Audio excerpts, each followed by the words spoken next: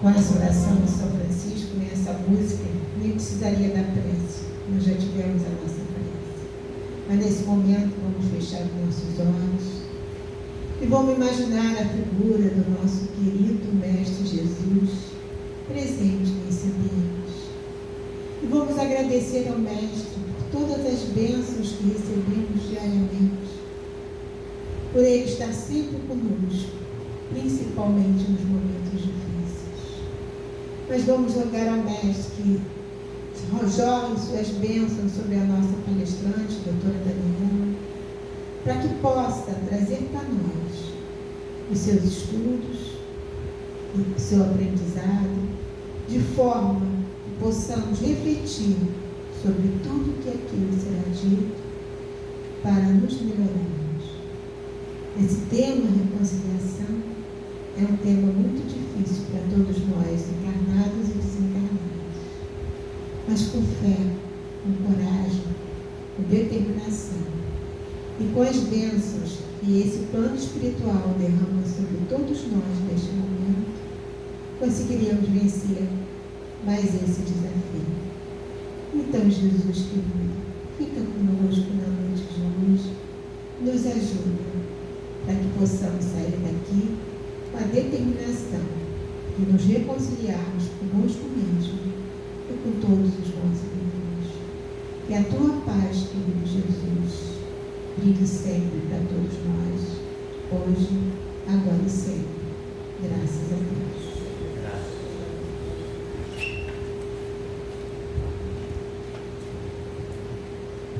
Então, Daniela, seja bem-vinda.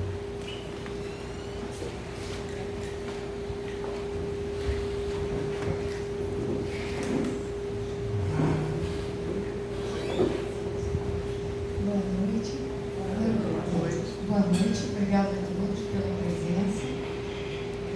A presença de vocês são a razão disso aqui. A gente prepara cada um de vocês e agradeço por começar o tema. Eu escolhi falar sobre reconciliação. Eu sou médica e analista. E das coisas que mais fazem as pessoas sofrerem, e que acho das coisas mais difíceis também da gente ajudar, é o remorso. Remorso é o maior tormento, né? O maior tormento moral que se tem. Então eu pensei em falar de reconciliação a partir disso, porque tem uma coisa que sempre me incomoda, que é quando alguém falece, a gente diz assim, que descansa em paz. Como é que alguém vai descansar em paz se não morrer em paz? E essa paz se constrói em vida. E esse que descansa em paz, ele vale tanto para quem fica, quanto para quem parte.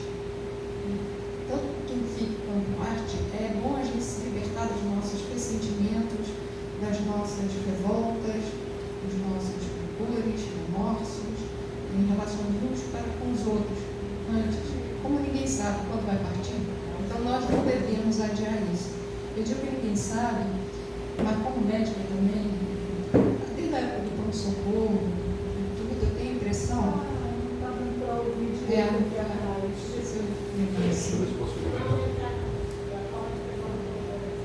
É a inclinação assim? E como é? Assim? Assim?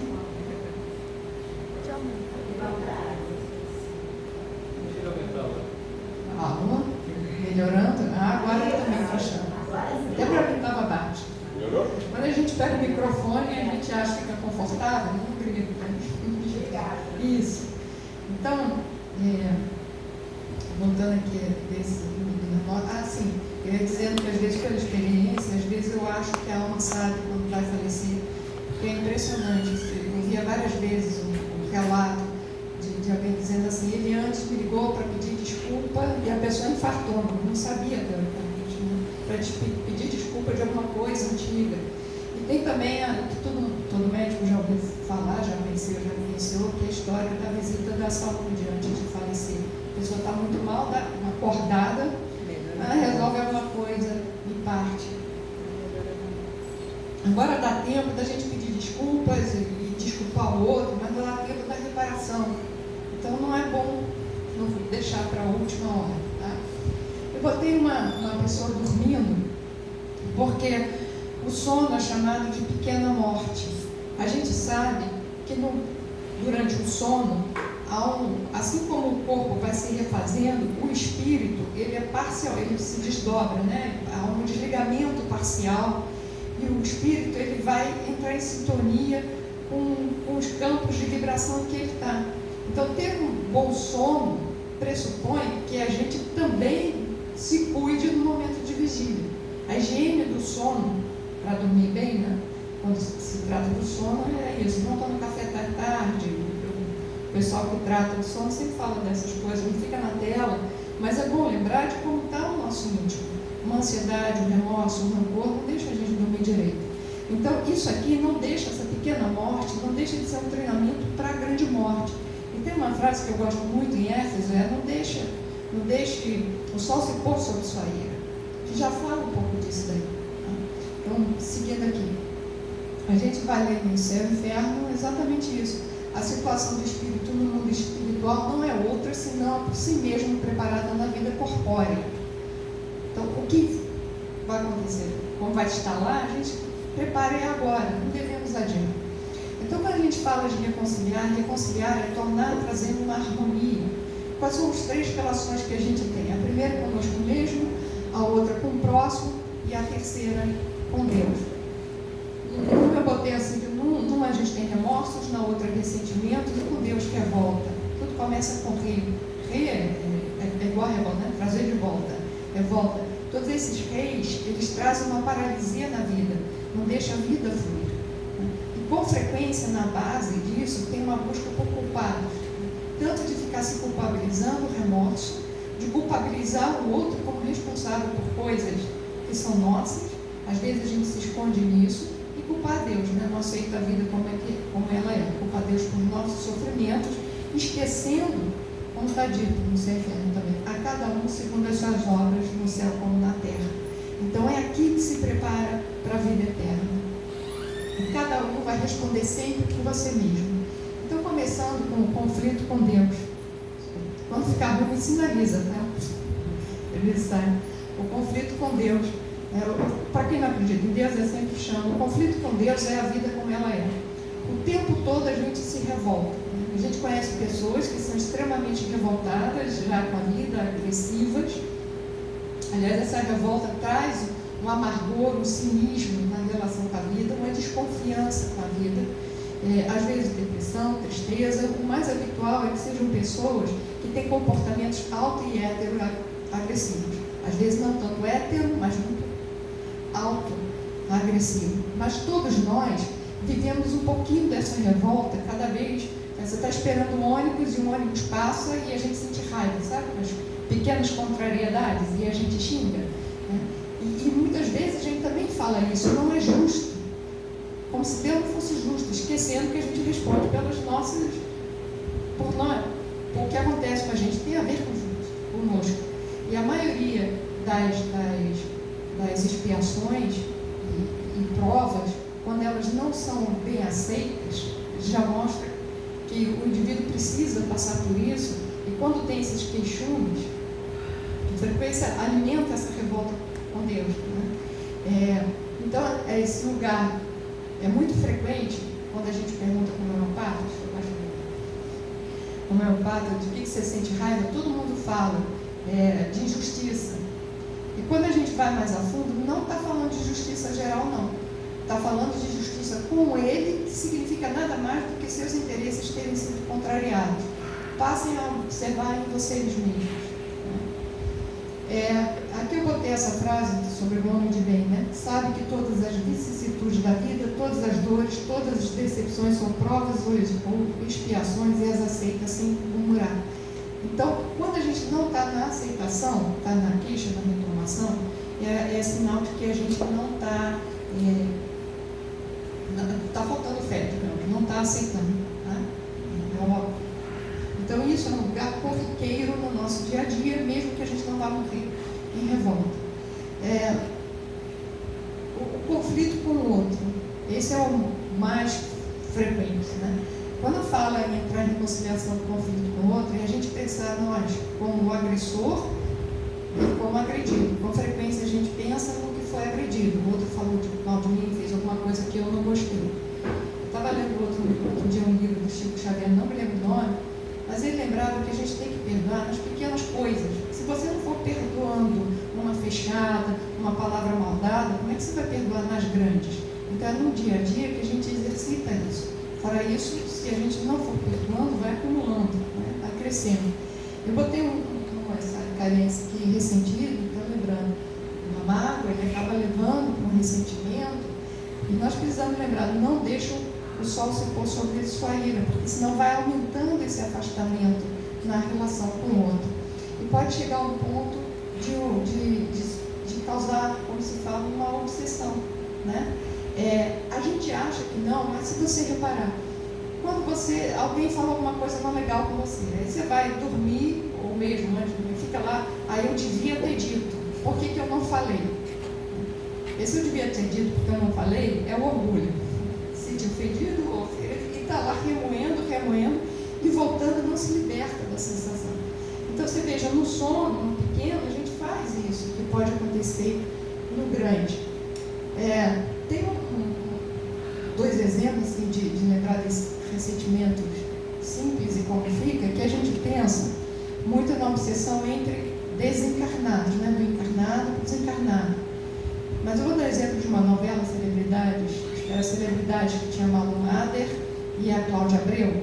E a Cláudia Abreu ficou obcecada por ela em destruir a outra, em vez de seguir o caminho dela, que ela podia ser feliz usando a beleza dela, né? Mas não, ela fez da vida dela destruir a outra. Então isso pode acontecer entre encarnados, não é só desencarnados. E uma outra forma também da gente se prejudicar no ressentimento é aquele lugar de ficar em vítima. Vou dar um exemplo sempre os exemplos ajudam, né? Entender.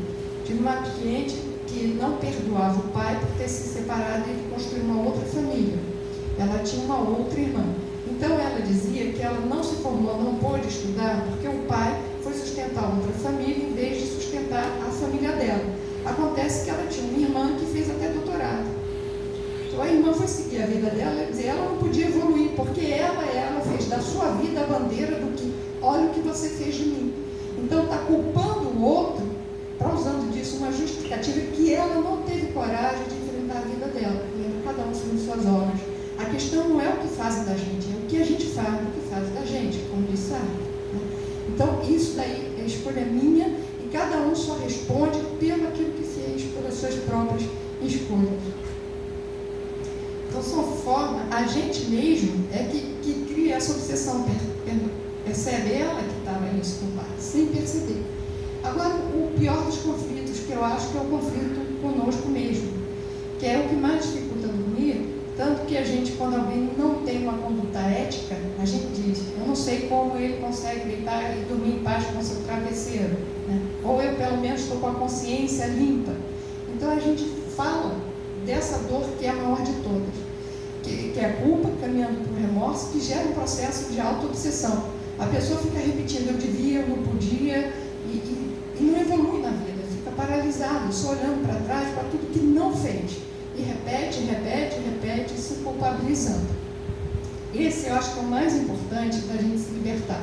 Quer dizer, com os outros também, não os dois, mas isso é muito importante, porque como está escrito isso na parte do Evangelho que fala, do Evangelho segundo o Espiritismo, que fala dos espíritos errantes, que cada um vai estar numa vibração que corresponde ao seu próprio, que eu vou chamar aqui como médica de mental, tá?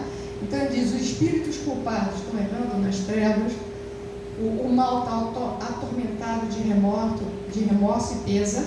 Vocês veem que vida isso também acontece, né?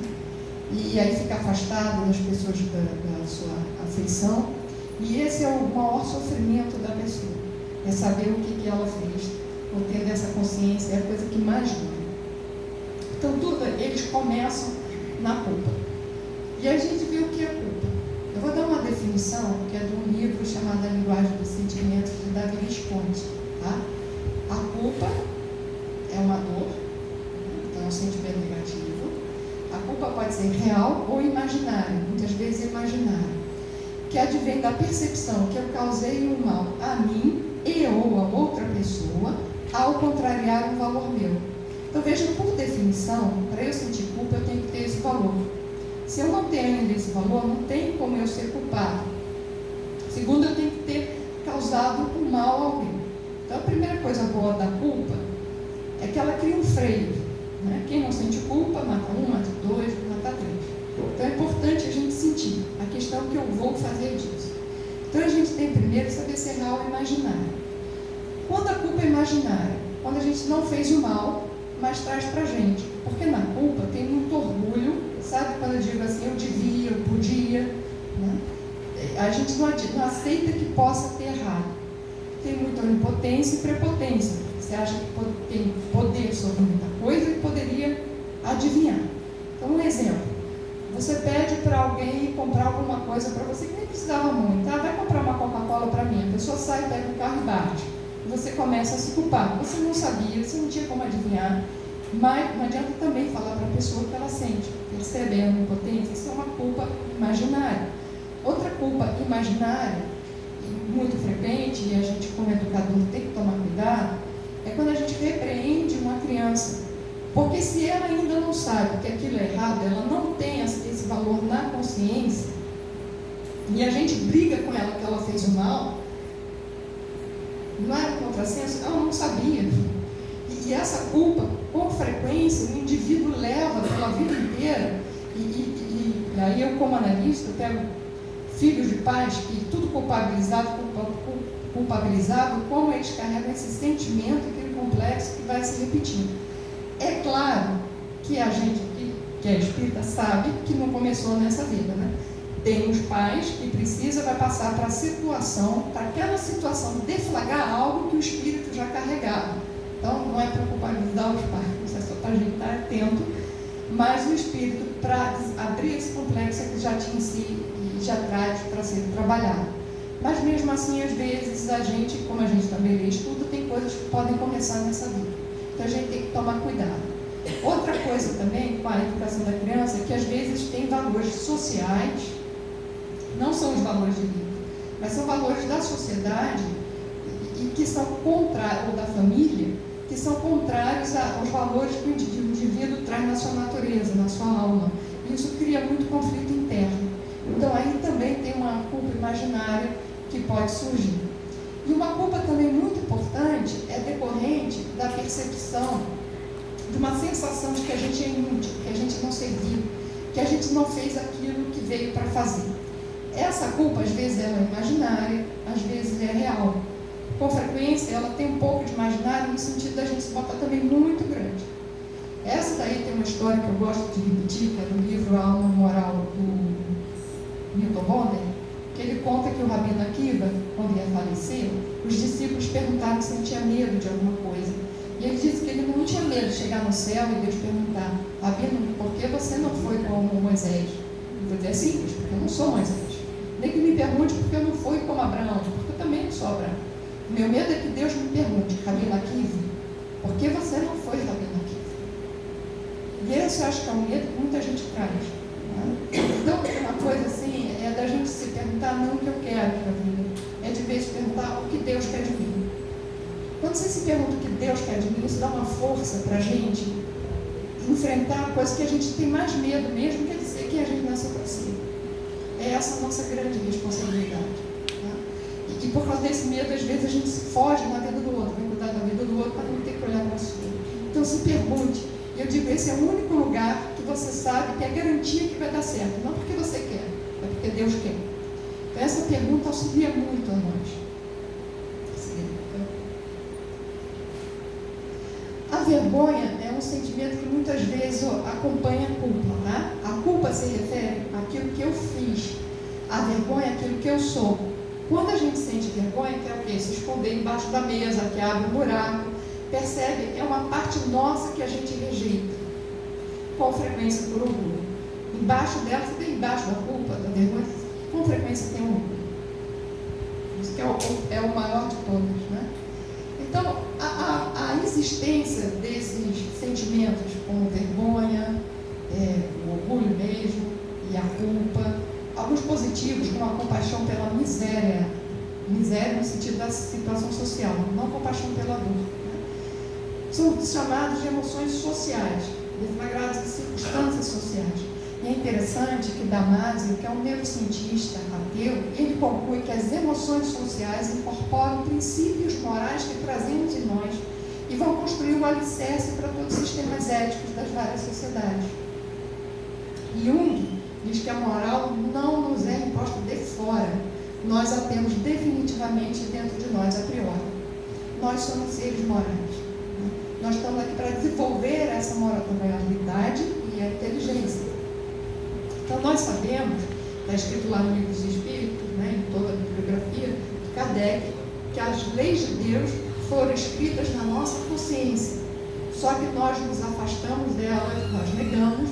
Então Deus manda alguns espíritos superiores, o máximo exemplo para nós é Jesus, para nos relembrar dos conceitos morais, das próprias leis de Deus.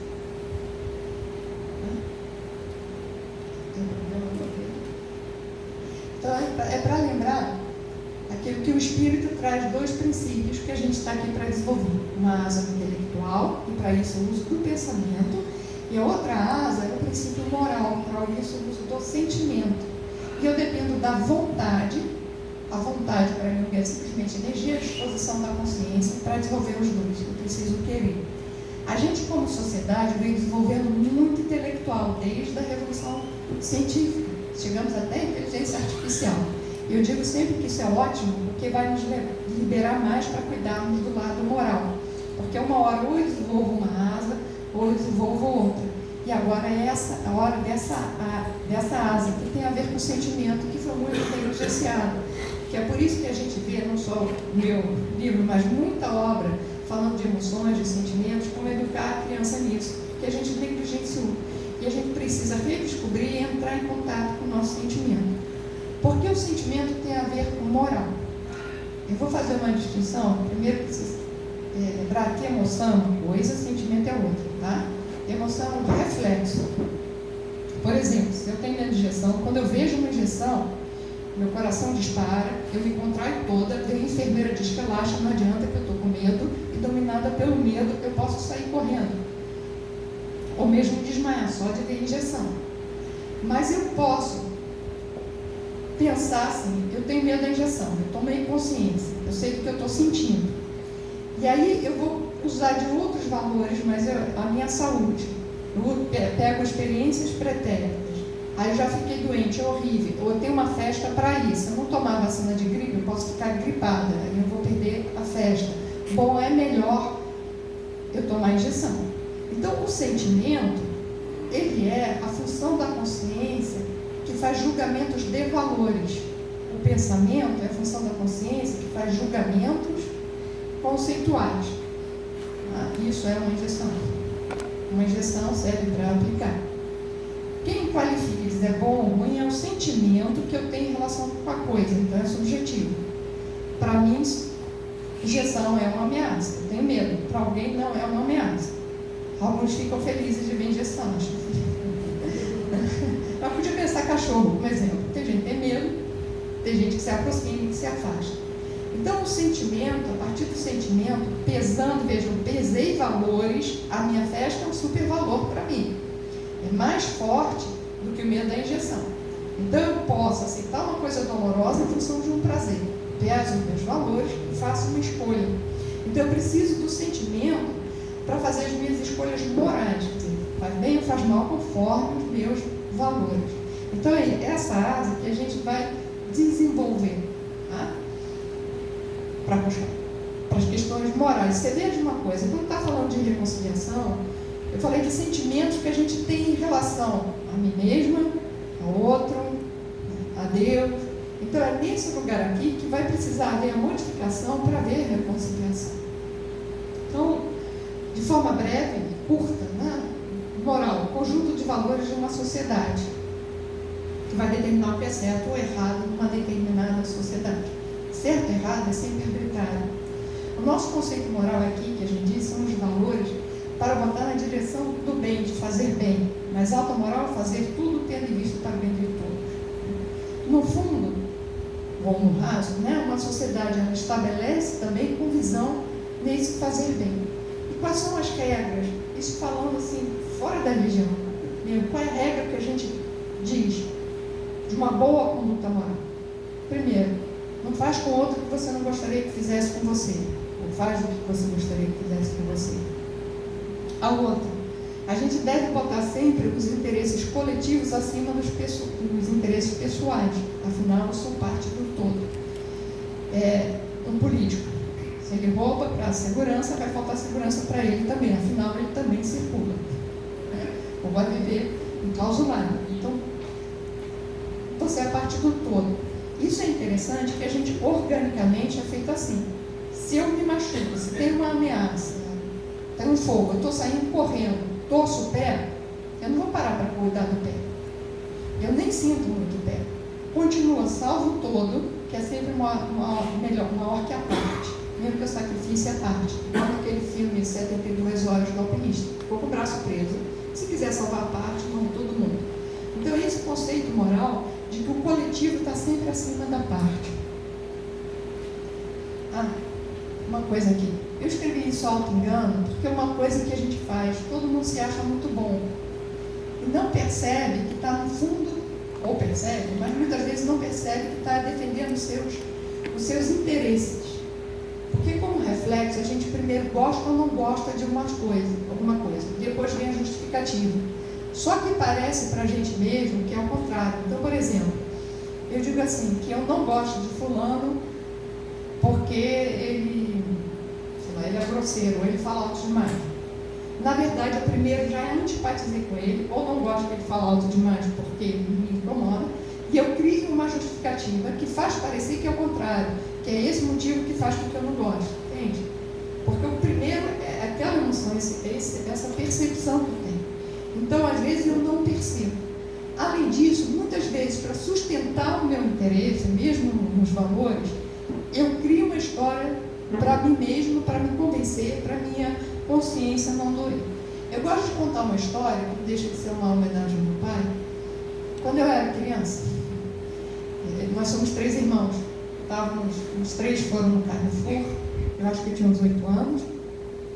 E mamãe foi com nós 3 no Carrefour, ela deixou nós com os 3 soltos, foi fazer compra, que ela viu os 3 mascando chiclete e ela não compra chiclete.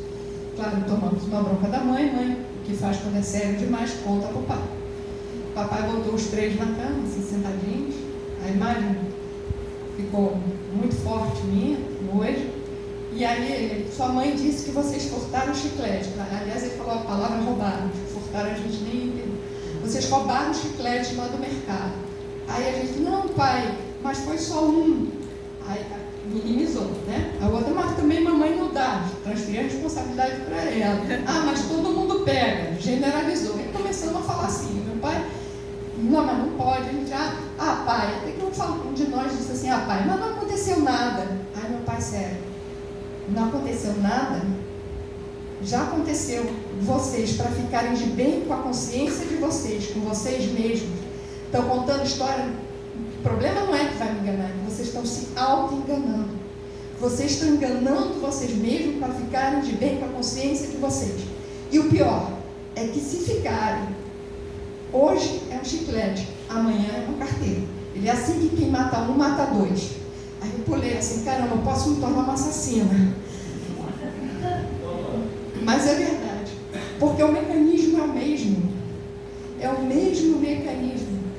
E aí, quando a gente lê na questão 632, que vem isso para a moral fazer o bem para todos, né? Vem aquela sequência, você já tem inteligência para saber discernir, e conclui com isso. Jesus disse, vede o que quereis que vos fizessem ou não vos fizessem. Isso resume tudo. Não vos enganeis. Quando eu li isso aqui, a primeira vez eu já era adulto, lembrei logo do papai. Não vos enganeis. Então, quando a gente repetir essa sentença, sempre lembre disso, não vos enganeis. Porque quando a gente passa para a questão 895, está escrito que a virtude está no não arrastamento, no open door, né? E a maior virtude é quando você abre mão do seu interesse em favor do bem do próximo, e que isso é muito raro entre nós, tão raro que a gente, quando acontece, né, vira notícia do jornal, achou 1 milhão, sei lá, R$1.000 no banco do ônibus e devolveu. Então, e isso aqui é difícil a gente não ser movido por interesse sem perceber. Então, o que pode ter? A gente tem as leis, a gente pode obedecer às leis, a gente pode contrariar as leis, pode contrariar essas leis com dolo, quer dizer, com risco, sabendo que pode ocasionar o mal, pode também fazer o mal conscientemente, então eu tenho valor na consciência, isso é chamado uma culpa consciente, mas eu posso fazer o mal sem ter ainda esse valor. Então, por exemplo, o indivíduo começa a beber, ele não pensa que vou virar um alcoolista, mas vai indo, vai mais, cada vez mais, e aí ele entra naquele processo, né? Mas é só um pouquinho, todo mundo bebe, é o patrão que implica comigo, por isso que eu fui mandado embora, defendendo o álcool sem perceber. Então, nesse momento, ele ainda não tem o valor. Até tem um momento que os prejuízos são tão evidentes que ele não tem como negar para ele mesmo. E aí ele passa a ter o valor e começa a ter um sentimento de culpa e a beber, agora para tirar esse sentimento de culpa. Ele vai tentando parar e não consegue, até que ele entra em tratamento. Quando entra em tratamento, só fazer um parênteses aqui tem um momento que o indivíduo toma consciência, ele adquire esse valor, mas pode continuar se auto-enganando ou não. Agora, tem um momento em que é tão evidente que tantas perdas, tanto sofrimento, que o valor fica muito claro para ele que não pode fazer. E se diz em NA até, uma vez em tratamento, nunca mais se droga em paz. Uma vez que a gente tem consciência de um valor, nunca mais você vai conseguir contrariá-lo em paz. Isto é, uma consciência não regride. Aí tem um problema assim, se eu não tenho valor, fui criado como espírito imperfeito, né, ignorante, desenvolver inteligência, imperfeito desenvolvimento moral, significa que eu vou errar. E é importante errar. Ou melhor, nós vamos passar por provas para desenvolver as virtudes. Né? Jung diz, a existência de uma virtude positiva é sempre uma vitória sobre o oposto, o vício correspondente. Sem ser oposto, a virtude seria pálida, inoperante e real. Sempre dou o mesmo exemplo. Uma criança andando no parapeito da janela, ela não tem medo de morrer, logo não pode dizer que ela é corajosa. Quanto mais medo eu tenho de uma coisa, mais coragem potencial que eu tenho. Mais luz eu tenho. Quanto mais escuro, mais luz que eu vou precisar para combater. Então, nós todos, ao longo da vida, nós passamos por testes, as tentações, né? E é nessas tentações, quando a gente resiste a ela, nas provas em que a gente resiste, como está escrito, quando a virtude está quando você resiste ao mal pendor, ao seu mal pendor.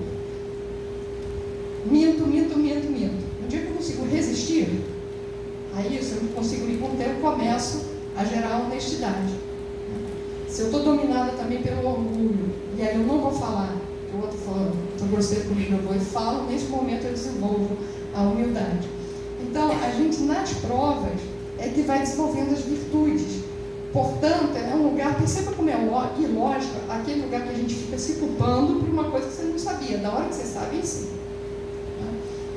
Então, como é que eu faço para resistir? O que é isso, resistir? É só direcionar para o bem. Porque essa é a virtude. Você não faz o mal e direciona para o bem. Procura fazer o bem sem interesse. Vou botar aqui.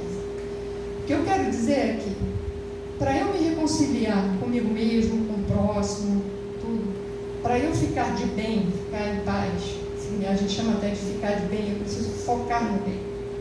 Esse lugar que eu não vou estar sendo mal. O que é esse focar no bem? Eu chamo focar no bem de amar, fazendo uma contraposição. O odiar, não sei se vocês conhecem esse sentimento, mas eu infelizmente conheço esse sentimento do ódio. Somente quando criança, sabe, o coleguinha se dá mal e ele diz, bem feito. Já mostrando que curte, né? Se regozija com isso. Então, quando a gente odeia, a gente torce pelo mal do outro, fica feliz quando o outro se dá mal. E se tem muita raiva, muito ódio, vai para a vingança, faz tudo pelo mal do outro. Amar, quando eu amo, eu faço o quê? Eu desejo o bem do outro, eu fico feliz com o bem do outro, e eu faço tudo que me é possível pelo bem do outro. Quem é pai e mãe aqui conhece muito bem esse sentimento. Né? É capaz de esquecer seus interesses para cuidar do outro, fica feliz com o bem do outro. Só lembrando uma coisa, ainda não é o máximo do amor, porque tem um condicionante aí que ele é o seu filho, e quando ele olha, você tem orgulho dele. Ainda tem tem um amor lá que a gente vai desenvolver, mas diz até que Deus nos dá filhos para a gente aprender a amar, e esse é o caminho. Então, vamos observar aqui as regras morais. Como eu disse, faz por outro que você não gostaria que fizesse por você, ame o próximo como a ti mesmo, como na mesma medida. Percebe que é semelhante? Quando eu digo, põe os interesses coletivos acima do seu interesse, estou dizendo, amar a Deus acima de todas as coisas. A Deus é o que? É o absoluto, é a totalidade, é a criação, é uma ordem de uma ordem, é o todo. Eu ponho o todo acima de mim mesmo, do meu interesse. Então, as regras morais, eu posso traduzi-las como o principal mandamento que a gente aprende. Amar a Deus acima de todas as coisas, que é equivalente a amar ao próximo como a ti mesmo. Isso para a gente chegar aqui na reconciliação. Então, eu botei aqui um desenho, a minha intenção era fazer uma balança para a gente ver que quando eu estou no amar o outro como de igual a mim mesmo, né, igual, eu não estou sendo parcial, eu não estou sendo movido pelos meus interesses. Os dois estão na mesma medida, não há parcialidade. Tá? Quando eu estou botando a Deus o todo acima do meu interesse, se eu estou em relação com o todo, também não há parcialidade. Esse é o lugar em que eu consigo me libertar do meu ego, chamar assim, me libertar do meu interesse, melhor dizendo. Quando eu anotei a frase, a gente falando, né, morrendo de vida, que se vive a vida eterna, que eu estava ouvindo, aí eu lembrei do, tem Marcos, Mateus, se você quiser guardar a sua vida, irá perdê-la. Se perdê-la por mim, irá salvá-la. Se quiser guardar a sua vida, o seu ego, os seus interesses, você vai perder. Se perdê-la por mim, vai salvá-la. Esse é o recado. Aí, nesse desenvolvimento, eu também lembrar uma coisa. Quando a gente ama Deus, é chamado, os religiosos chamam de... Quando tem uma conduta por esse bem maior, é chamado de amor a Deus. Às vezes a gente faz esse bem por um temor a Deus. O que é temor a Deus? Ainda não é virtude plena, mas já é um caminho. Que é quando eu faço isso por medo da punição ou querendo uma recompensa. Eu tive um cliente que ele era do serviço público, ele foi ladrão, teve preso, era negócio de família, o pai era, sabe? E aí ele pegou 13 anos, saiu de lá reformulado, estudou a Bíblia, muito bacana. Quando eu conheci, a primeira coisa que ele me disse foi: a maioria das pessoas aqui não rouba porque tem medo de ser preso ou porque quer ir para o céu. Eu não roubo mais porque eu sei que não se deve tirar mais nada de um trabalhador. Então ele tem a virtude em si. A gente percebe que às vezes a gente não tem mesmo achando que tem. Vou dar um exemplo. Recebi um dinheiro a mais. Se eu pensei em devolver, é porque ainda não tem a virtude plena. Porque a virtude plena é natural e espontânea, de tal forma que nem eu percebo. É tão natural quanto quando eu recebo uma fechada, sabe? Ela percebe. Então, se eu pensei, já existiu um conflito. E se eu devolvi e fiquei orgulhoso, óbvio que também ainda não está a virtude plena, porque o meu ego estava ali falando. É um caminho, né? E a gente, é bacana na neurociência, que diz, quando você faz a virtude pela virtude, não pela virtude, mas pelo bem, você faz o bem e a virtude é o meio. Em termos cerebrais, vou dizer, realmente a virtude é a sua própria recompensa. O bem-estar se sente, né? Um tipo de neurotransmissores que a gente secreta. E eu me esqueci de olhar para lá, caramba. Eu planejo uma coisa, mas a gente começa a falar, se entusiasma, sai outra coisa. Então, para resolver o conflito, eu preciso me reconciliar. Aquela história de amar. O primeiro é comigo mesmo. O nosso primeiro dever, está escrito também na literatura, né? É conosco mesmo, depois com o próximo. Então, eu preciso, primeiro, para me reconciliar comigo mesmo, eu preciso de alto amor. Ser aquele homem de bem comigo mesmo, sabe? Ser benevolente, indulgente, quer dizer, ter humildade. Porque o que está por baixo do remorso e o que dificulta muito é o orgulho. Eu preciso quebrar uma autoimagem. Por isso que a análise também dói. Eu não sou assim tão santo, tão perfeito como contigo. E quando eu desenvolvo esse alto amor, eu vou recolher, lembra da vergonha que eu escondi, aquele pedaço que eu não gosto? Eu trago ele para mim, eu acalento ele. E eu percebo que ter falhado é que me tornou uma pessoa melhor. E quando eu desenvolvo esse alto amor, também é uma tendência de eu amar mais o outro. Porque aquilo que eu não gostava em mim, sabe que eu estou vendo no outro? Então eu acolho aquela característica do outro. Fica mais fácil também perdoar o outro quando eu me perdoo. Então, vindo aqui, o caminho, eu acho que isso aqui de tudo é o mais importante. Eu preciso primeiro começar a me amar, né? Ter humildade para poder me perdoar. E aí, seguir adiante. Aí a gente tem na culpa, vamos precisar passar por 3 processos. Em geral, quanto mais rápido eu caminhar para o arrependimento, mais forte. Porque imediatamente eu me arrependo. Se eu me demorar, o impulso que o arrependimento dá para o bem, ele pode se perder, eu cair no remorso. Tá? Então, passa mais. O remorso quer dizer morder de novo. É aquela ferida aberta que fica voltando, e o indivíduo fica perseguido pelas imagens, pelas cenas daquilo que ele fez. E se culpabilizando e fica no eu devia, eu podia, como se pudesse voltar o tempo atrás. E é um discurso interminável dentro dele e ele não se dá chance. Veja quanto de orgulho tem nesse eu devia, eu podia. E que dificulta mais ainda, também porque ele considera como se ele já tivesse aquele valor, se ele já soubesse. Se eu estou dizendo que eu podia, porque eu não tenho nada para aprender. Então, o remorso é o mais forte de todos, e eu lembro de Judas, né, que acabou se suicidando. O remorso é considerado também uma forma de expiação, porque é a maior das torturas que tem. Em si, ela é a tortura moral pelo qual o Espírito passa. Então, às vezes, ele também é bom. Todo o processo não deixa de ser um lugar curativo para que o Espírito se liberte do mal que ele mesmo fez. Do remorso, a gente deve passar para o arrependimento, ou ir direto da culpa para o arrependimento. O que quer dizer arrependimento? A palavra arrependimento em grego quer dizer conversão. Virar, né? Converte direito. Né? Conversão. Tinha um valor, passa a ter o outro valor. Junto. Né? É junto, conjunto. Em hebraico, dar a meia volta. Eu fiz uma atitude, vou fazer agora a atitude oposta. Isso é o arrependimento. Eu me arrependi de ter batido agora braço, sabe? É o comportamento oposto. No arrependimento, ele deve conduzir a ação. Essa ação é a reparação. Reparação significa eu fiz o mal, agora eu vou fazer o bem. Na mesma qualidade em que eu fiz o mal. Qualidade não é assim. Eu fui grosseiro, agora eu vou ser educado. Eu fui ocioso, agora eu vou ser trabalhador. E Deus vai dar as provas. Então o indivíduo vai passar por provas para poder se reconciliar com ele mesmo, ficar em paz com ele mesmo. Então eu preciso passar do arrependimento para a prova, para a reparação. Uma coisa interessante do arrependimento não dá para enganar, né? Assim, como Deus sabe que vai no nosso coração. E o arrependimento, ele liberta o espírito. Então é dito que se você fez o mal para alguém, você se arrependeu e esse espírito for bom, ele não vai te fazer mal. Por que é necessário o arrependimento? Porque o que a gente quer é que o indivíduo evolua.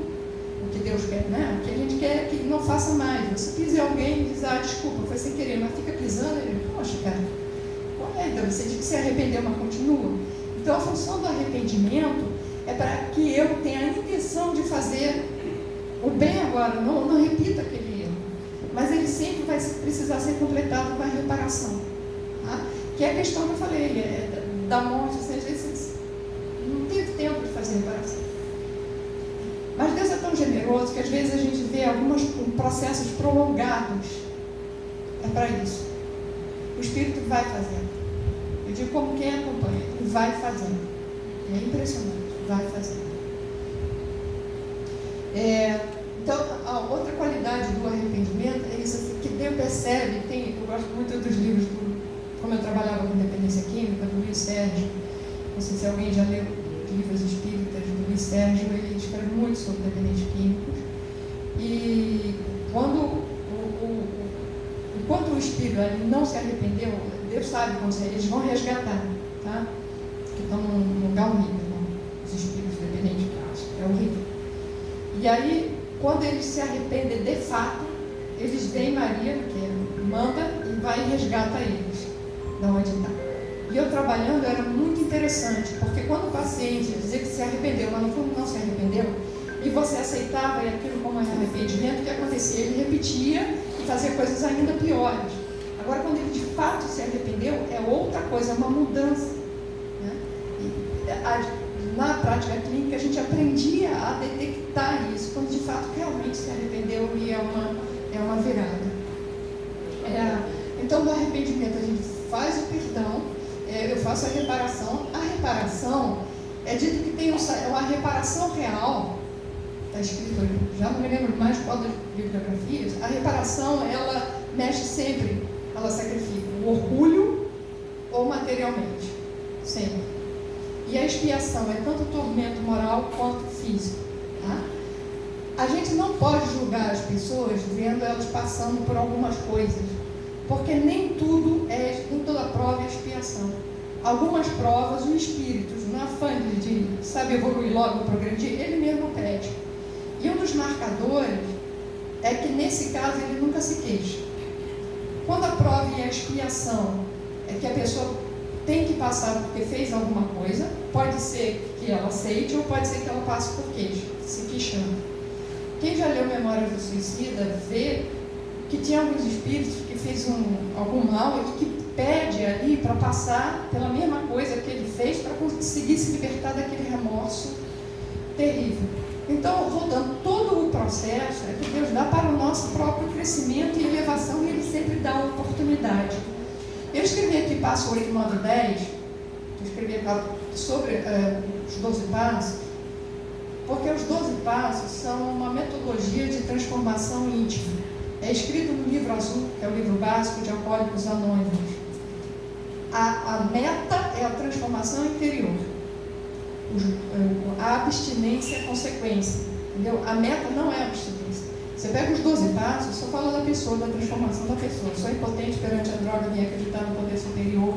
Eu entrego minha vida e minha vontade nesse poder superior. Eu faço um inventário moral, eu confesso para alguém, e assim por diante. O 8º, 9º e 10º passo são fundamentais. O 8º passo, eu faço a lista das pessoas que eu prejudiquei. No 9º passo, eu peço desculpa e faço a reparação, desde que isso não traga mais prejuízo. Por exemplo, dormir com a mulher de fulano. O fulano nem sabe. Como é que eu vou pedir desculpa para ele? Vou trazer mais dano. Então, desde que você não traga mais dano, né? Porque o processo é para o bem, não é para você libertar a sua consciência. É para você fazer a reparação, para você ficar bem, nesse sentido de libertar. Não é uma desculpa vazia. E o 10º passo é o passo a fazer diariamente isso. Assim que eu percebo que eu errei, eu já faço, desculpa, a reparação. Tá? Então, já que eu tinha pego como exemplo, né, da consciência do alcoolista, que serve para todos nós. Aqui lembrando como está no Céu e Inferno, arrependimento, expiação e reparação constituem, portanto, as 3 condições necessárias para pagar os traços de uma falta e suas consequências. Estou vendo a hora, vou dar uma corrida. Aqui é aquilo que eu disse, né? Quando a gente aumenta o seu auto-amor, é mais provável que você vá amar o outro. Quando você se perdoa, compreende que você erra, que você falha, é mais fácil de aceitar a falhabilidade aí.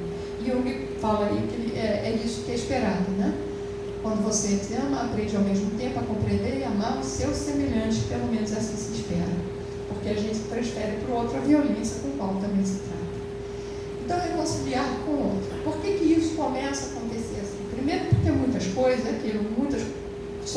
eu me incomoda, é a velha história, né? Características que eu tenho, que eu vejo no outro, me incomoda porque eu não aceito a que eu tenho. Esse que tem, às vezes, é complementar. Por exemplo, digamos que eu sou uma pessoa muito submissa, e alguém positivo, fala alto assim, ponto, esse cara vai me incomodar, porque ele tem demais o que me falta. Tem demais o que me falta significa que está na minha sombra, sabe, atrás de mim. Então, à medida que eu recolho essas minhas projeções, essas qualidades, vou me amando mais, eu tendo a amar mais o próximo.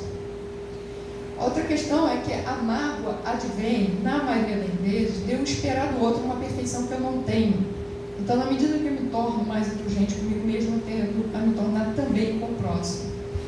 Outra coisa é a sensibilidade. Um ego muito fraco, qualquer coisa chateia, magoa, etc. Quando eu desenvolvo o alto amor, meu ego fica mais fortalecido. Então, vão ser menos sensíveis a qualquer palavra. Já um indivíduo muito orgulhoso, que é muito frágil, muito orgulhoso, qualquer coisinha é amigo meu. Fica chateado e incomodado. E eu acho que o principal que é isso de culpar, né? Que a gente culpa, entende, como eu contei da história da cliente, há muitas vezes a culpar o outro para fugir das nossas próprias responsabilidades. Então isso já facilita essa reconciliação. Se me permite, eu vou contar uma história. É porque o Vanderlei Cordeiro de Lima, todo mundo me conhece, eu falo dele muito, porque aprendi muito com ele. Quando ele foi empurrado, se fosse eu, parava de correr e estava até hoje dizendo que me roubaram uma medalha de ouro. Quando eu estava assistindo a corrida, eu mais nova, no ciclo do livro, tinha comprado umas fitas, cassetes do Chico Xavier, e tinha uma fala dele que ele dizia assim: ninguém tira o que é teu, só você tira o que é teu. Se tirarem o que é seu, você vai receber algo melhor. Se tirarem tua casa, recebe o melhor. Se tirarem teu namorado, recebe o melhor. E assim por diante. Quando aconteceu isso, ele foi empurrado, chegou a ganhar a medalha de bronze. Eu olhei para o céu e disse: e aí, Chico? Aí o Chico: espera, a história não acabou. No dia seguinte, ele ganha a medalha de exemplo para a humanidade, né? E lembrando, ele continuou correndo, ele foi empurrado, ele não foi reativo, ele agiu, ele não perdeu o foco dele, ele continuou correndo, e chegou comemorando, não deixou nem que os repórteres pensassem: ah, você achou? Então não vamos falar disso, eu sonhei a vida inteira e completar. Você vê, ninguém tira, que é nosso, só a gente. Ele poderia ter esquecido do sonho dele, ele não esqueceu, e aí ele completou. Então ele ganhou a medalha, ele se tornou palestrante, patrocinado, acendeu a pira olímpica, ganhou muitas coisas melhores.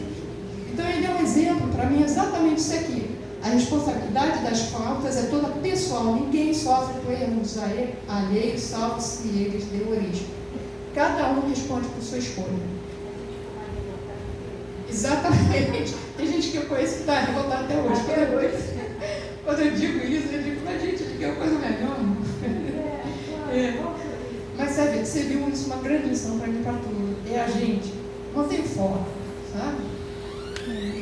Bom, eu ia contar outros exemplos, mas melhor não ficar, senão acaba não ter para outras coisas. Então isso, reconciliar com o outro. O que está escrito? É preciso perdoar e reparar para ser perdoado. É perdoando que se é perdoado, não é assim? Perdoar na sua frente, que eu falo perdoando que é ser perdoado, é só lembrar que você quer ser perdoado na sua. Dá vontade de contar também uma coisa, que talvez não tenha para pergunta, eu vou contar assim. Sempre que eu tenho pacientes que estão muito, aconteceram injustiça mesmo, estão muito incomodados com alguém, e se é cristão, eu digo: reza o Pai Nosso. Quando chegar na frase de perdoar nossas ofensas, ter ofendido, veja aquela pessoa iluminada. Não consegue, vai indo, que uma vez você vai conseguir. Até você ter a imagem se reconciliando. Isso tem efeitos que eu já fiquei impressionado. Da pessoa tirar o outro da justiça, sabe? Que está ali seguindo incomodando. É impressionante, mas isso é sempre de coração. Tem que ser de coração, não dá para se forçar. Então a gente vai indo e que tem. Porque é escrito, e aí aparece 2 vezes a palavra reconciliar, né, no Evangelho. Primeiro, antes de deixar suas oferendas no altar, vai se reconciliar com o seu irmão. O maior dos sacrifícios é do seu ressentimento. Se liberte do seu ressentimento para ser perdoado, para se tornar você um obsessor. E lembrando, igual aquela minha cliente, ela que era mais prejudicada e não o pai dela com o ressentimento dela. Ela que foi à frente dela. Então se liberte do seu ressentimento, né? Pensa como pai e mãe. Você criou seus filhos estão implicando um com o outro. Você diz: vai e peça desculpa ao seu irmão. Abraça. Enquanto não se abraça, né? Então sempre imagine, você, quando pensar em Deus, imagine o que Deus quer para você. Pensa você com seu filho. Deus me deu os filhos para isso. Estou voltando aqui. Então, primeiro, isso, não deixa a ira se pôr, o sol se pôr sobre a sua ira. Vai, o maior do sacrifício, perdoe para ser perdoado. É escrito que se você perdoa, Deus perdoa. É a mesma coisa, você será julgado conforme você julga. Então, perdoe. E a outra coisa é reconcilie com o seu adversário enquanto caminha com ele. Porque depois, né, você encarnado e desencarnado, é muito mais fácil dele se obsediar. E vice-versa. E você para com o outro. Porque é a sua vida que você está perdendo enquanto você fica igual a Cláudia Abreu na novela. Então, esse lugar dessa intenção de fazer as pazes para ser perdoado. Porque o que eu trago para mim, eu quero ser perdoado. Então, se eu quero ser perdoado, vou tratar de perdoar. Você veja, movida pelo meu interesse, né? Eu quero ser perdoado, tudo bem, mas é o caminho. Então, finalizando, assim a gente se reconcilia com Deus. Porque eu vou estar me reconciliando comigo mesmo, com toda a criação, portanto, com o Criador. Né? Igual o Pai, quer me fazer feliz, faz bem para o meu filho, faz feliz para o filho. E vou trazendo uma aceitação, porque eu vou perceber que todas as vicissitudes da vida, todas as expiações, todas as provas que eu passei me tornaram um ser humano melhor. Sinceramente, várias vezes eu já pensei, não gostaria de ter passado, eu podia ter passado, mas eu reflito, se eu não passasse pelo que passei, eu não saberia o que eu sei, não seria a pessoa que eu sou. Então eu vou passar por mais provas para melhorar. Com frequência me vejo, outro dia eu pedi até para o meu marido, sinaliza, porque eu cheguei em casa aborrecida, uma coisa que eu caí no orgulho, e aí eu falava, me sinaliza. E a minha vontade foi não ir mais. Eu pensei, não, eu tenho que ir para superar isso. Então vai trazendo a aceitação, né? E aí eu vou colocando não meus interesses à frente, e sim a minha vontade e harmonia com a vontade divina. Essa é a grande conciliação, que seja feita a vossa vontade. E a gente sabe que Deus quer o nosso bem. No íntimo, isso fortalece a nossa fé. Eu percebo que tudo que eu passei, por mais chato que seja, pior que seja, me engrandeceu e me dá um sentimento de gratidão por cada coisa. Finalizando, eu ia finalizar a gratidão, mas eu lembrei que é isso, para descansar em paz, para reconciliar, amar. Amarás o Senhor teu Deus de todo o teu coração, de toda a tua alma, de todo o teu espírito. Amarás o teu próximo como a ti mesmo. É isso que vai nos levar a outra asa, né? A asa moral do princípio. Obrigada, gente. Era o que eu tinha.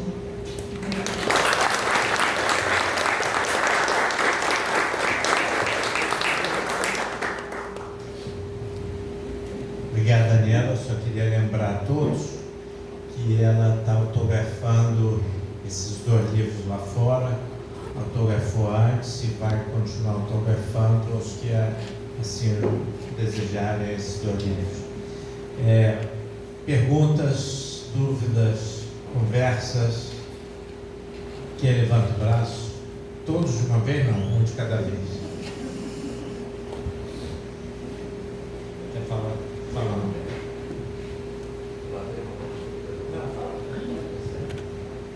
Doutora, conseguir chegar e pegar desde o início foi maravilhoso.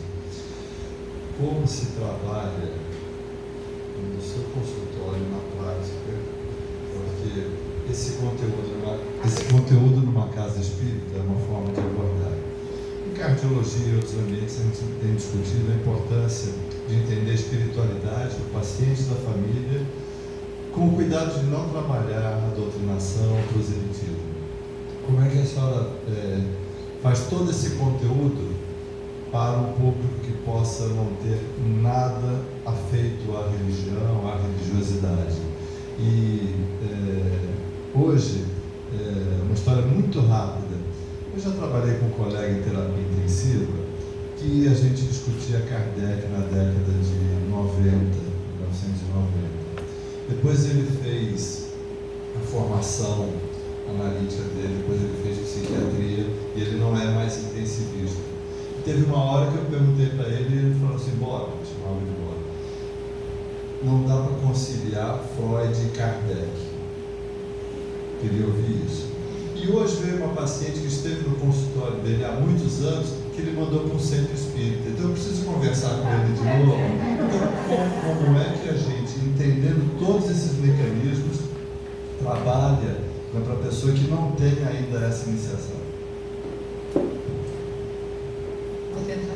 Vou começar uma coisa assim, que eu sou analista junguiano, né? Junguiano, na psicologia, ele é rejeitado fora da cadeira, né? E como homeopatia, assim, né? Falava muito de espiritualidade, muito esotérico. Então, já vem os pacientes que me alguma espiritualidade, algum olhar assim, falando então da minha prática, como o junguiano já está implícito na própria conceituação, porque para Jung, ele fala em processo de individuação, né? Que a gente nasceu para ser aquilo que você é em potência, tornar-se a si mesmo. Então tem uma finalidade, é da nossa natureza mais animal, não mais divina, é essa ampliação de consciência. Então Jung, ele enxerga, tudo que a gente enxerga é a partir da perspectiva de que tudo é para o seu bem. Então a leitura de sonhos, o que vai acontecer dentro dessa perspectiva. Mas eu tenho alguns clientes que são até ateus, aí vai para o lado do trabalho com os adictos em geral, e nos 12 passos, eles têm o segundo passo, né? É acreditar no poder superior, que é chamado poder superior conforme você conceba. E na literatura de Ra, então se diz, esquece toda ideia que você tem de Deus, vá vivendo, e aí você vai ter a experiência e vai conseguir. Então eu vejo, tanto que eu tenho um paciente muito cientista, que ele se diz que ele é um místico cartesiano, né? Pela vivência, que ele aceitou, ele sabe, já está perdido na vida com álcool e foi vivendo. Mas respondendo mesmo mais diretamente, a primeira coisa, assim, eu pergunto sempre qual é a crença da pessoa. Em termos de espiritualidade, então, de religião, assim, quais são as crenças da pessoa. E com muita frequência a gente percebe que há uma dissociação entre o que ela diz acreditar e o que de fato ela crê. Então, se ela crê alguma coisa, só de trazer essa aproximação, já ajuda a pessoa a se libertar de muitas culpas, de muitos remorsos, só de trazer. É um cristão, mas nunca leu, nunca viu, está lá, ou é um budista, e assim por diante.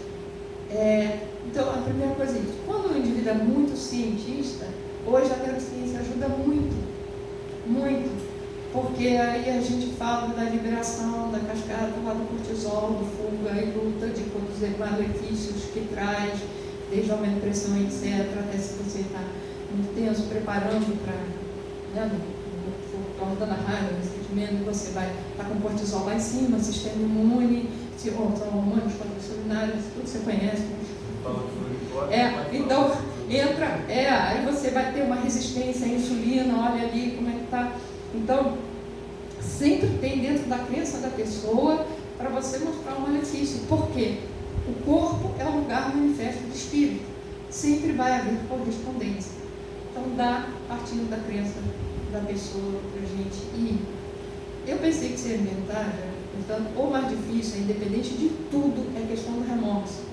Porque o paciente fica numa fase em que ele não escuta nada nem ninguém, que ele fica remoendo e falando assim. É muito difícil. O remorso é muito difícil. Uma coisa boa, o problema é quando a pessoa tem resistência, mas uma coisa boa é quando você consegue que ele vá na sala de espelhos, que é um grupo de mútua ajuda. Então, no grupo, só que para ele ir para uma sala de espelhos, ele vai sair da compulsão, que ele fica se repetindo naquele universo, para poder ver refletido no espelho, para depois ter reflexão. Por que essa sala de espelhos? Porque vai encontrar um lugar amoroso, e o amor é o que perfura tudo, né? E que não tem nem aquele olhar e cuidado da gente médica, eu não posso nem minimizar, nem menosprezar, nem julgar.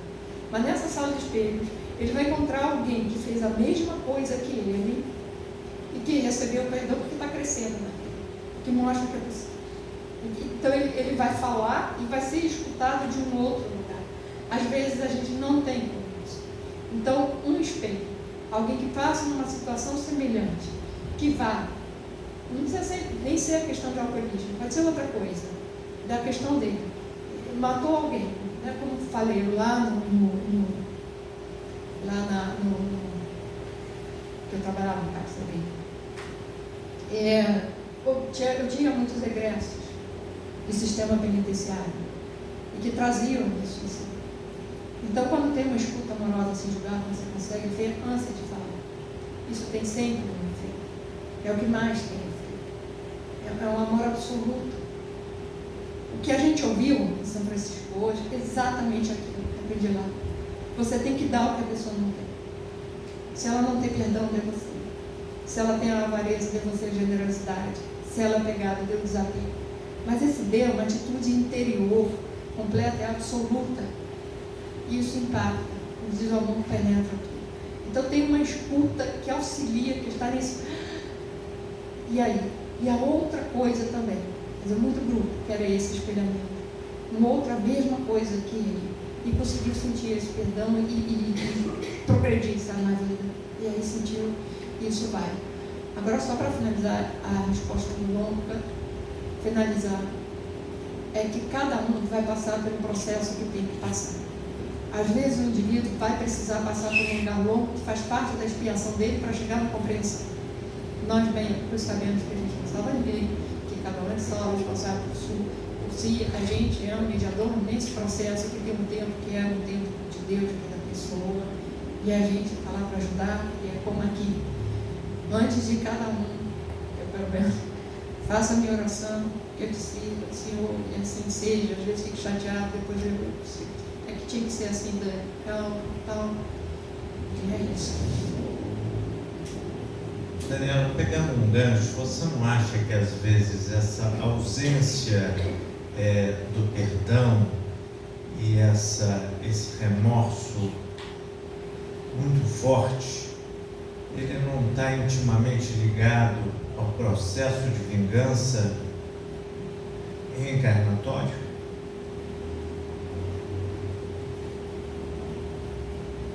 Que às vezes esse bloqueio ele já vem muitas vezes do processo de uma obsessão muito séria e que demora muitas reencarnações. Você acha que com homeopatia você consegue neutralizar algum desses aspectos? Por favor, vocês última, eu acabei indo para análise, né? Eu fui saindo quando eu estava lá no CAPS e que tinha. Ajuda. Tem uma ajuda, sempre ajuda. Por que eu estou falando ajuda? Porque nenhum medicamento, nem Deus, tira que você faça a sua parte, tem um respeito do livre-arbítrio. Por isso que se fala muito da reparação, porque não basta arrependimento. Porque se você se arrepende, perdoa e é perdoado, está escrito, isso seria uma anulação. Mas o importante é a conversão do bem, precisa ser voluntária, senão você tira o mérito, você precisa fazer. E a gente precisa fazer porque o espírito precisa do concreto para a coisa ficar, né? Precisa, por isso tanto precisa. Você melhorou lá no plano superior, estudou, etc. Por que precisa encarnar? Porque é quando a gente realiza a matéria que aquilo parece que fixa, né? Isso, o termo alquímico se descoagula, o espírito fica e vai. Então, o medicamento ajuda. O que acontece? Assim, ele ajuda. Ajuda, precisa o querer. O que acontece? Se está contra o querer da pessoa, ela sai fora. Mais do que isso, a homeopatia, ela aproxima a pessoa da pessoa. Então ela vai, a gente tem que ter muito cuidado, eu aprendi trabalhando com adictos, porque o adicto, ele faz uso de substâncias para fugir dele mesmo. Ele quer aquele bem-estar de fora, e não de dentro para fora, que é o que a gente vai produzindo no processo de melhoria, de ampliação de consciência. Ele quer de fora para dentro. Ele cria esse bem-estar de fora para dentro, né? O sentimento, ele revela o meu mundo interno, né? Então, o medicamento, a substância, o comportamento afasta o indivíduo dele mesmo. E às vezes até no remorso, a compulsão ficar repetida, para se afastar dele mesmo, para não entrar em contato. O medicamento homeopático faz o sentido oposto, aproxima a pessoa dele mesmo. E aí traz uma consciência, uma coisa que às vezes ele não está pronto. Que eu vi que era igual na análise, a questão quando o indivíduo está com os mecanismos de defesa, que não tem uma estrutura de ego para entrar em contato com aquilo, eu não posso arrombar a porta, porque ele vai desmoronar. Então tem um tempo das coisas. Então não é porque, é por isso que eu quis salientar, às vezes está difícil tudo, mas ele não está pronto. Não, às vezes o melhor que você pode fazer é escutar. Às vezes o melhor que pode fazer é escutar. Tem um tempo, aí é muito difícil, não tem uma regra, uma sensibilidade. Porque tem um tempo que se você deixa de muito, ele vai adoecer, vai piorar, sabe? Você deixa demais. Tem que puxando a consciência. Sentiu qualquer resistência, segura. É sempre assim. Sentiu uma resistência, segura. O que é a resistência? O processo de negação é uma resistência. É uma resistência. A resistência, quando ele não está escutando, não está ouvindo e não quer, a resistência é um mecanismo de defesa do próprio ego. Então, se eu tentar forçar, é igual ao Tom e Jerry, né? Então, a porta está fechada, você tenta forçar onde está fechada, põe todos os móveis da casa na porta. Aí você cria o quê? Mais afastamento da onde você queria chegar. Aí demora. Mas preciso dizer uma coisa com absoluta sinceridade. Já errei muito. Só sei dizer o que eu sei, porque eu já errei muito. E aí eu fui percebendo que isso não pode fazer. Não pode fazer. De volta para casa, entrada, uma experiência, que aí é o processo da vida. Cada um tem o processo. Cássia, quer perguntar alguma coisa? Você que também é ligada a Jung. Sim. Não, eu queria, você estava falando sobre a sombra, né? Sobre aquilo que você vê diferente no outro.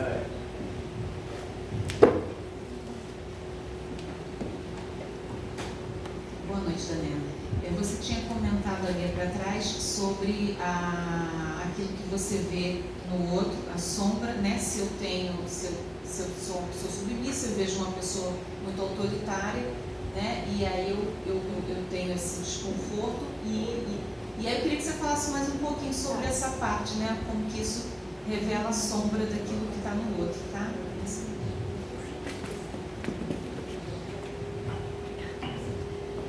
É que a gente sempre diz, o que te irrita no outro você tem. Você fala, quando você aponta para frente, 3 para trás, você está falando de você. Então a gente está acostumado a dizer que o que irrita é o que você tem no outro. E é verdade, né? Então, pai e filho que brigam muito um com o outro com frequência, aí a mãe diz, porque vocês são iguais, né? Então tem as mesmas características e não percebe. Mas por isso que eu só queria lembrar que às vezes a pessoa diz assim, mas eu não sou igual. Mas você tem a mesma qualidade, só que também fora de medida. Então é um oposto complementar. O que eu estou chamando de mesma qualidade por exemplo, ser submisso, ser mais impositivo e ser mais submisso, eu posso botar, eu estou na mesma qualidade. Agora, ser avarento, ser submisso não é da mesma. Então não vai pegar. E é por isso que você vê também, quando a gente fala de sentimento, que é um lugar extremamente subjetivo, você vai dizer alguém dizendo assim, eu não gosto de fulano porque fulano é muito impositivo. Aí o outro diz assim, mas eu acho ele super, mas por que você não gosta de fulano? Ele é tão legal, ele é tão generoso, você vê, eles estão falando de qualidades completamente diferentes. Porque a gente se relaciona no sentimento é com um aspecto. Né? E por isso que no sentimento eu posso ter vários em relação a uma coisa, dependendo com que eu estou me relacionando. Eu estou me aproveitando da sua pergunta falando disso, que é uma das formas que ajuda a gente também a ajudar, é que a gente centraliza numa característica.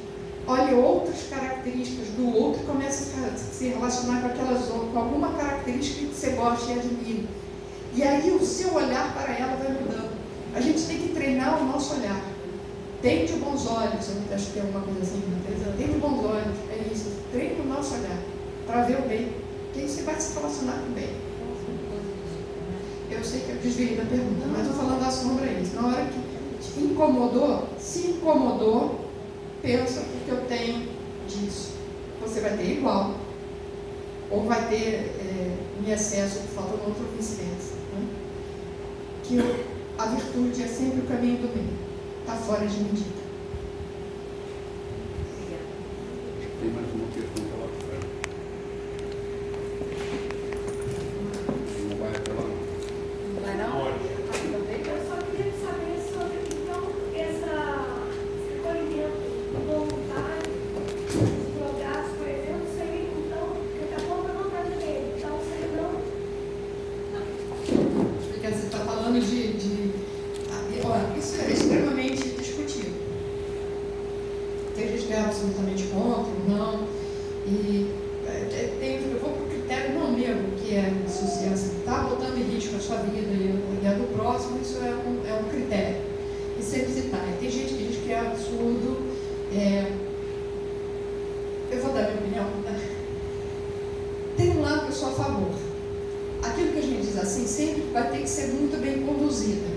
Tem um problema. Muitas vezes o indivíduo está em muita negação e fica com muita raiva da família, tá? Muito ressentido. Uma coisa que a gente diz para a família, diz assim, não diga que foi você, diz que foi o médico, porque a lei nem permite. Com frequência também não adianta, ele fica com raiva da família, assim como, se ele está em negação, ele já diz que tudo que está ruim na vida dele é porque você causou, não é por causa dele. Qual é o ponto que faz com que eu defenda e com que se defenda? É que existe um negócio chamado de defrontalização. Eu vou entrar num pedacinho. A parte pré-frontal da gente, que vai se desenvolvendo até os 23 em média, falam uns 21, outros até 25 anos, que é a parte do juízo. Não é todo o siso dentro do juízo. Né? É do juízo. É aquele que faz com que eu possa controlar os impulsos e fazer as escolhas, devo ou não devo. Um adolescente, ele não tem isso muito desenvolvido, por isso ele é mais impulsivo, ele é inconsequente, cerebralmente não dá. É por isso que álcool deveria, de fato, é só direito, mas não é de fato, proibido para menores, porque o álcool tira a censura, né? Aquela história, fala assim, não é a mulher que é feia, você que bebeu demais. Assim. Então ele tira a censura, tira o critério. Afeta diretamente o que a gente faz no estado. O que acontece na adicção? Qualquer adicção. Hoje a gente classifica os comportamentos aditivos juntos, tá? Não só as substâncias. O indivíduo, ele experimenta o bem-estar de fora para dentro. Digamos, vezes da substância se sentiu bem. Passou o efeito, voltou a se sentir mal. Aí ele vai e usa mais. Passou o efeito, se mal, usa mais. Cada vez vai precisando mais. Esse sentir bem é em função de estimular a área da recompensa. Então começa a sequestrar essa área de recompensa, entra nesse ciclo que já não conversa com o pré-frontal, que vai fazer aquela escolha, eu devo ou não devo. Então ele não consegue, ele não tem essa percepção, mesmo porque ele começa a precisar das coisas. E quando o indivíduo está dependente, ele não usa para ficar bem, ele usa porque é muito ruim ficar sem. É diferente, ele tem que usar, porque foi sequestrada essa região. Nós temos nessa região que é chamada de recompensa um nível básico de dopamina. Antigamente se achava que deveria ter uma área de desprazer, não tem. Você tem um nível básico, então ele desregula isso. O que significa que eu estou aqui me sentindo normal. Estou com aquele nível. Se eu tenho uma festa, vai lá para cima, acabou a festa daquela, ele dá uma coisa, vai lá para baixo, volta aquele nível. Ele fica estimulando muito, e tanto assim, que ele fica com um nível baixo. Então ele começa a precisar para se sentir bem, para se sentir, não é bem, é para não se sentir mal. Então isso passa a ser o principal valor dele. Por isso que ele vai mentir para a mãe, vai mandar um monte de coisa, ele não consegue ter essa crítica, ele precisa disso. Então algumas pessoas dizem, que defendem, eles dizem, ele não tem condições de tomar essa decisão. Não espere. Por isso que muitos defendem essa involuntária, ele está se matando. O que acontece na vida eu não sei dizer. Eu só sei que há um momento que o indivíduo passa por um determinado alguma coisa que o toca, ou coisa limite que aí ele chega. Né? Esse chega é aquele ponto que a gente diz, ou eu mato, o fumante cai em mim, ou o fumante cai em mim e mata. É o limite de cada um da prisão. Eu sei que foi extenso, a resposta, mas é isso, já foi interno, o momento interno nem sempre resolve. A gente não sabe qual é a luta, não sabe. Interessante. É reunião no centro espírita, é reunião na igreja católica, na igreja evangélica, no templo budista. O grupo espiritual é muito grande. Aqui nesse momento, eu estou autorizado a falar, tem um grupo muito grande de drogadiços que vieram assistir a reunião. Estou até emocionado agora. No passe coletivo, que foi sugerido e orientado para que seja na Ave Maria, eu vou pedir, por favor, para fechar a porta. Todos aqui estão recebendo, vão receber agora. Bárbara, os recados vão ficar para depois. Nós vamos pedir, por favor, para todos se liberarem um pouco nesse momento tem um grupo espiritual muito grande aqui. Vieram algumas pessoas aqui também para serem socorridas essa noite. Até os moradores de rua estão aqui também hoje conosco.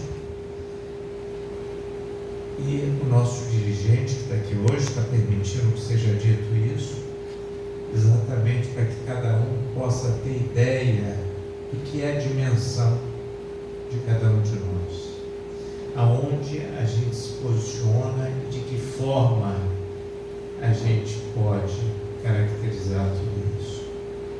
Existe aqui um jovem e que nessa reencarnação ele pôde resgatar o perdão que ele tinha com um grupo numa guerra, e também foi trazido para aqui, e esse grupo todo está aqui hoje no nosso estudo.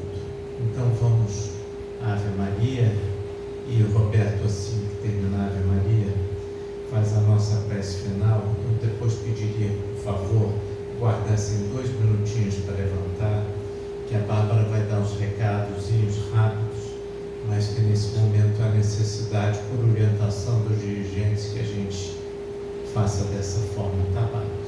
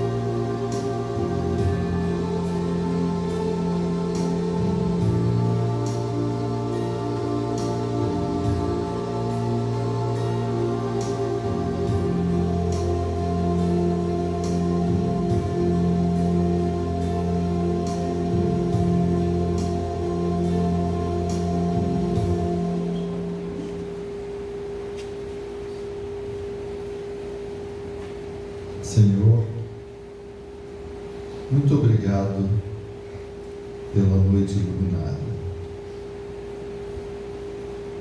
O que ouvimos, o que recebemos, foi de uma força que nem sabemos avaliar a extensão. Tal a grandeza, tal a sublimidade, tal o alcance que nos permite sairmos mais revigorados. Tenho a certeza que entendemos um pouco mais as dificuldades que nos cercam e as forças que temos para superá-las. Aos irmãos que, trazidos aqui para o aprendizado, para esse crescimento, que ainda serão recolhidos em casas de apoio do plano espiritual, sintam-se reconfortados. Nossa centelha divina brilha ainda mais intensamente. Serão amparados, serão auxiliados e fortalecidos. As bênçãos que recebemos, Senhor, toda essa vibração de amor, de paz, da misericórdia divina, que ela possa se estender aos nossos entes queridos, mas muito especialmente aqueles que sofrem o abandono e a fome das ruas,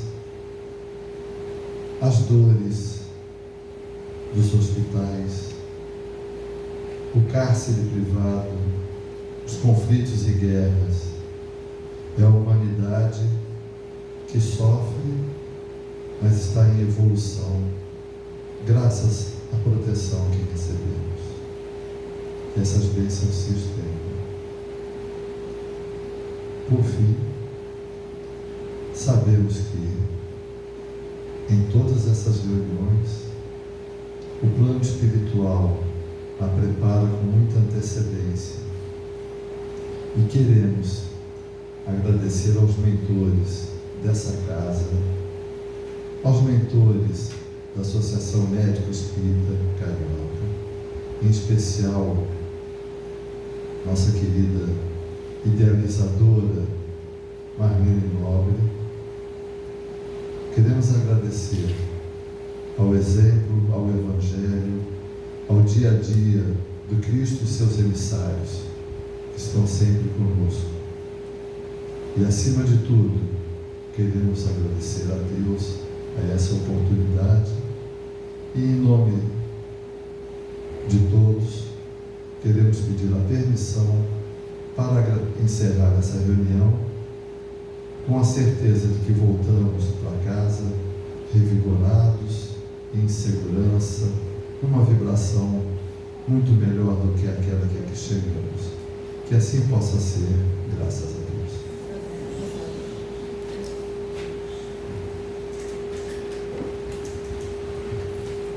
Bárbara fala sobre a reunião no mês que vem. Muito obrigado a todos. Boa noite, rapidamente. A nossa próxima reunião é dia 13 de maio, às 19h30 aqui. A gente vai estar com a Cássia, Dani Carioca, psicóloga clínica e especialista também em análise junguiana, né?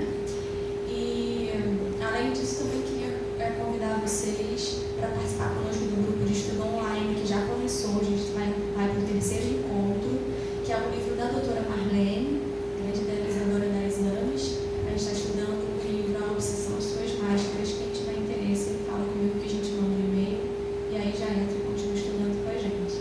Tá bom? Muito obrigada e até a próxima. Boa noite a todos. Muito obrigado. Vamos em paz, que Jesus nos acompanhe.